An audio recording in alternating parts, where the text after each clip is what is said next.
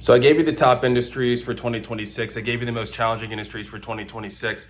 Now I want to give you an industry that's really under the radar right now that I think everybody's going to be talking about this time next year because of the growth it's about to have. And that is water infrastructure, right? I know it doesn't sound that interesting as maybe AI or technology, but bear with me, it's actually tied to AI. So America, we have very old pipes. They're leaking, they constantly need maintenance. There's also a huge increase in water demand for data centers. I know a lot of people talk about the energy demand that's going up, but there's also a lot of water needed to cool them off.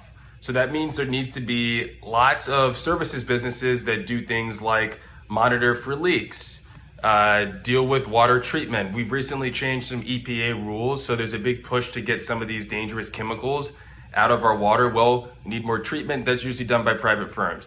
You need people who are tracking problems in the infrastructure, tracking leaks. That's done by private firms.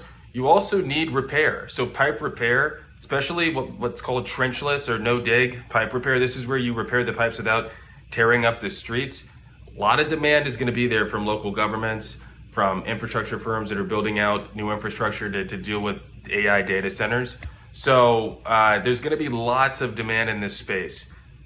Factories and data centers need clean and reusable water. So there's something called wastewater recycling, again, done by private firms. So when I talk about water infrastructure, I'm not talking about utility companies that are going to be cashing in on this. I'm talking about small and medium-sized services firms that are in this space. So again, I think, trenchless pipe repair, leak detection, wastewater recycling for factories and data centers, these are all going to be huge. So if you're an owner in one of these areas, you need to have your exit plan ready. You need to know what you're worth, and you should probably understand that the multiples that are being paid in these industries are definitely about to expand, right? You might have been told that you can't get above 3, 4, 5x.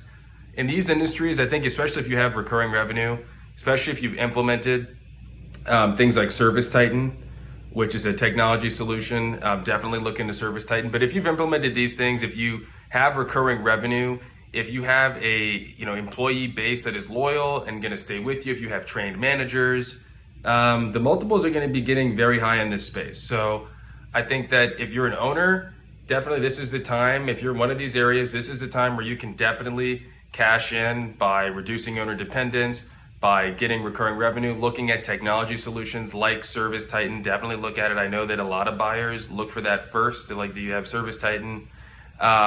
So really recommend looking at, taking a deep look at your company, getting evaluation done, having an exit plan done in case a buyer does show up and give you an unsolicited offer. You should know what a good offer is. You should know what you're going to say. You should know what your values are in that situation.